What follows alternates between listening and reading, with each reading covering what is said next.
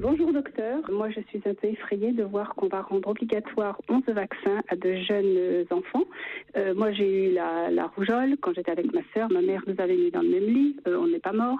Alors moi je ne suis pas contre les vaccins, mais à la condition qu'on ne mette pas de sel d'aluminium ou des adjuvants qui pourraient être nuisibles à de jeunes enfants. Merci, au revoir. Gérald. Alors, merci de votre question, parce que c'est vrai que c'est toute la polémique actuelle sur ces 11 vaccins. Il faut quand même relativiser les choses. Plus de 70% des enfants ont déjà ces 11 vaccins. Donc là, c'est simplement lever le flou qui est sur le ROR, ce fameux rougeole, oreillon, rubéole, qui est une vaccination actuellement recommandée. Vous savez, il y a les obligatoires d'été polio, il y a celles qui sont conseillées au cas par cas, et puis il y a les fortement recommandées comme le ROR. Donc là, c'est juste clarifier les choses en disant, plutôt que de dire recommander et recommander à tous, on va le rendre obligatoire comme le DT polio, parce que la rougeole, même si, bien sûr, vous avez eu la rougeole quand vous étiez enfant, il n'y a pas eu de complications. C'est une maladie qui est quand même grave. On en a parlé dans cette émission. Il y a des complications pulmonaires, neurologiques. Donc, il existe des formes graves. Donc, c'est important de se protéger individuellement, de protéger ses bouts de chou individuellement et collectivement, parce qu'on ne le rappellera jamais assez.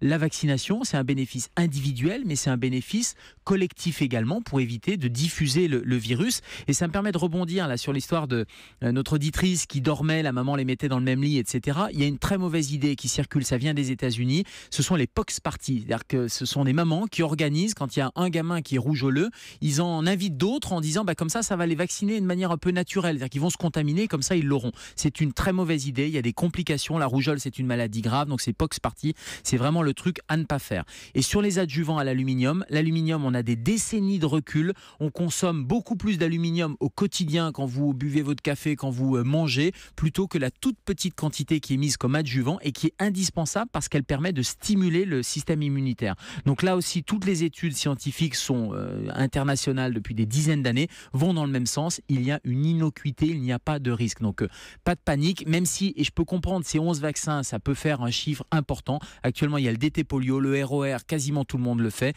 L'hépatite B qui sera rajoutée, c'est important aussi parce que c'est un virus qui est un virus extrêmement résistant et qui peut entraîner des hépatites chroniques. Donc voilà, c'était ces 11 vaccins pour lesquels le bénéfice est supérieur au risque. Et moi, je ne suis pas du tout ni un anti ni un pro-vaccin. Je suis pro-vaccin quand il y a un bénéfice. Et toutes les autres vaccinations qui sont à discuter au cas par cas, il n'est pas question de les rendre obligatoires. Mais en tout cas, ceux-là, c'est important. C'est dit. La deuxième question du répondeur. Bonjour docteur, je m'appelle Valérie, j'ai 48 ans, certainement en préménopause. J'ai des règles qui sont hémorragiques. J'ai vu ma gynéco qui m'a prescrit du Luténil. Je n'ai pas supporté le médicament et en fait, je ne sais pas quoi faire. Ma gynéco ne peut me recevoir qu'au mois de novembre. Autour de chez moi, il n'y a plus de généralistes qui prennent de nouveaux patients et mon médecin a quitté la région pour la province. Et je ne trouve personne pour répondre à mes questions. Je vous remercie, docteur. Au revoir. Alors Valérie, on voit que Valérie, dans l'Essonne, elle est dans un désert médical. On parle des déserts médicaux à la campagne, mais il n'y a pas que la campagne. Mais qu'est-ce qu'elle peut faire? C'est les urgences? Alors, ça peut être il y a plusieurs choses. 48 ans, oui, c'est peut-être la préménopause. Le luténil, ça s'intègre dans le traitement hormonal substitutif de la ménopause. Le luténil peut donner des ménorrhagies, c'est-à-dire des saignements qui font partie des effets secondaires relativement fréquents.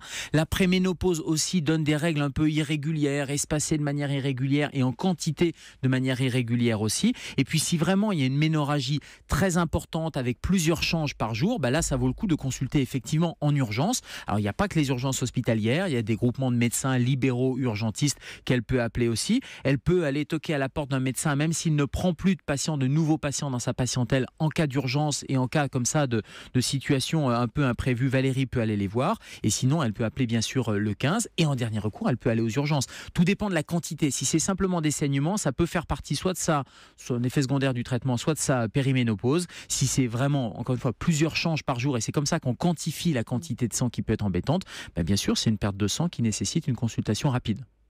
La dernière question du répondeur. Oui, bonjour docteur, je suis Martine et je vous appelle de Mirande dans le Gers. Je voulais poser une question au sujet des morsures de tiques. Voilà, j'ai une parente qui s'est retrouvée paralysée.